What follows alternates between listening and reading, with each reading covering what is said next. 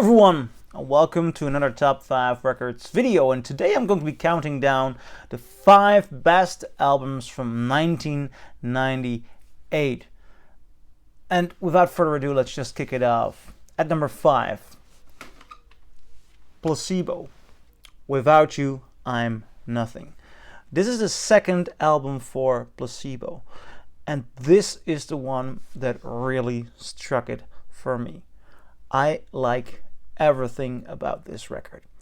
Start with the cover. I mean, there is such a beautiful storytelling going on in this image.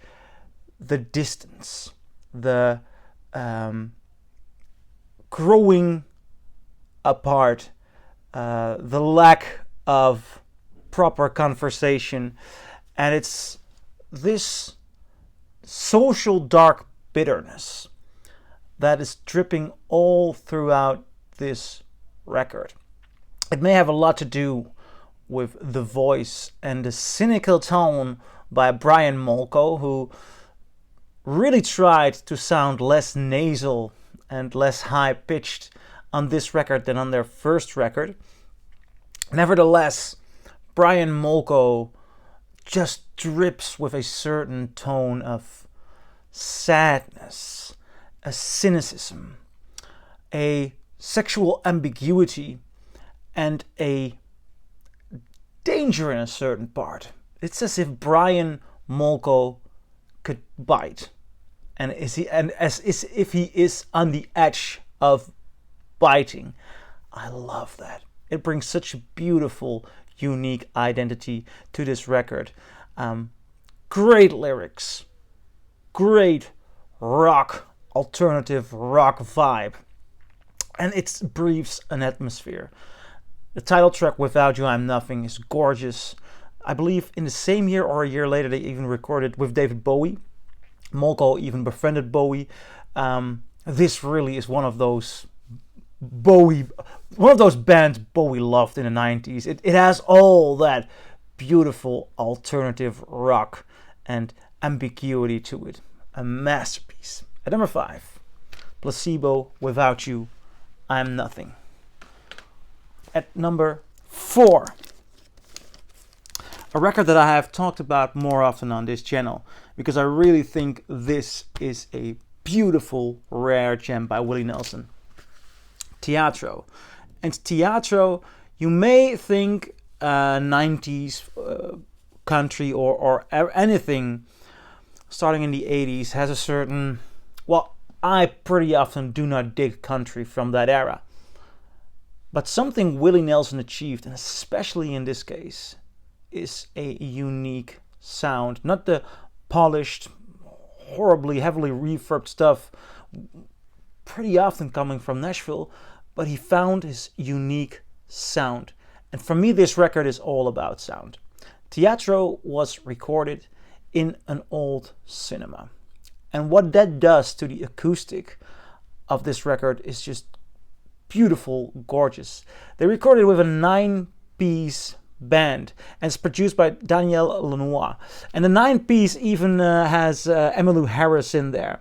So this is a country artist on top of his game, and the producing in that theater with that specific acoustic, a certain dryness, but there's also a certain intimacy. The thing is, when you go to a good theater, the walls have fabric that makes sound not resonate. So there's this beautiful dryness, but it's also a beautiful intimacy in the sound. So dry and intimate, and they really worked with that vibe. It made for such an incredible, unique record.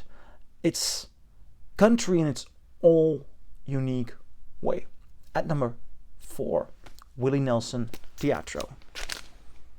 At number 3, and from country we are jumping towards blues, and just as with country, I'm always very particular to find this genre after the 70s. Production wise, things happened which I pretty often don't dig. But honestly, I do dig this. I dig this a lot. It's Errol Burnside. Come On In. It took me quite some time to find this record. As a matter of fact, I heard of Errol Burnside through a friend of mine who doesn't really enjoy music at all. But he said, have you ever heard this stuff? And the thing is, when you put on this record, Errol Burnside has this deeply rooted blues vibe. This is one of those old, genuine blues guys, and he sounds like one. He's recorded like one. But there are almost hip-hop production-wise influences there.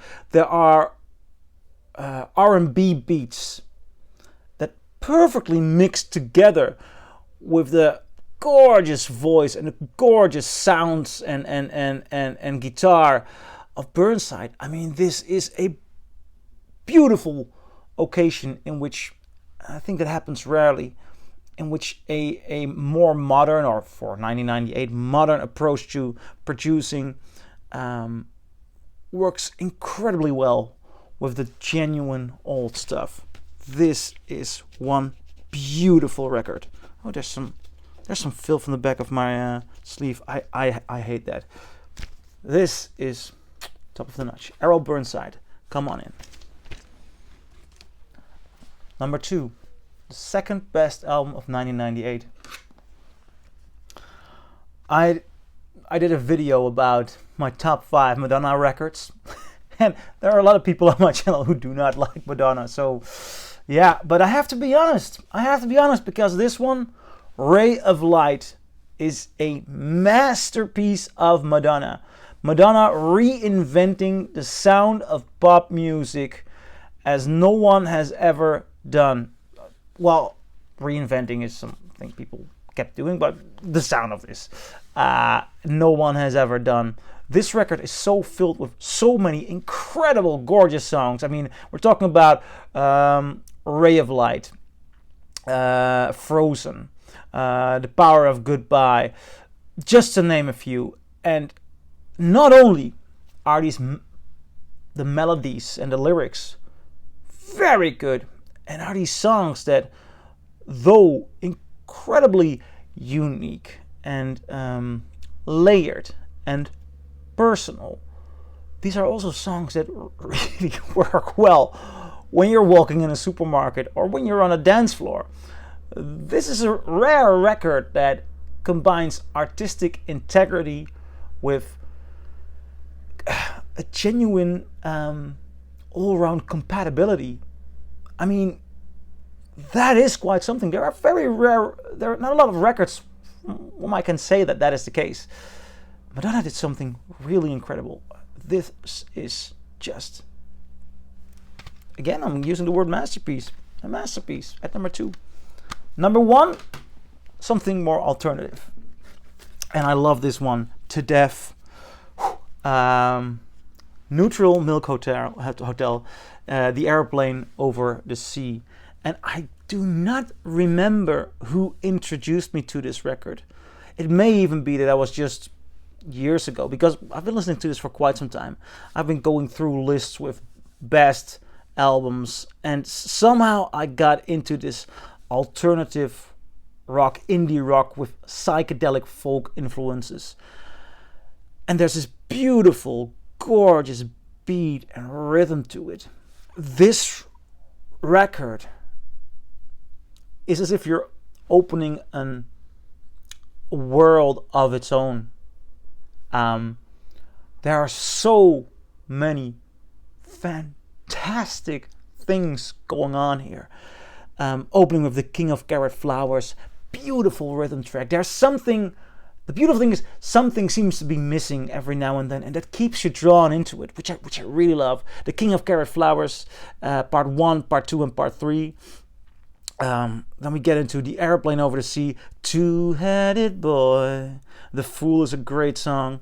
Holland 1945. Oh, this is just a beautiful, brilliant record at number 1. So I'm curious, what do you think? Do you agree? Do you disagree? Which albums should have been in here? Well, leave a comment below, and I'll see you in my next video. Bye.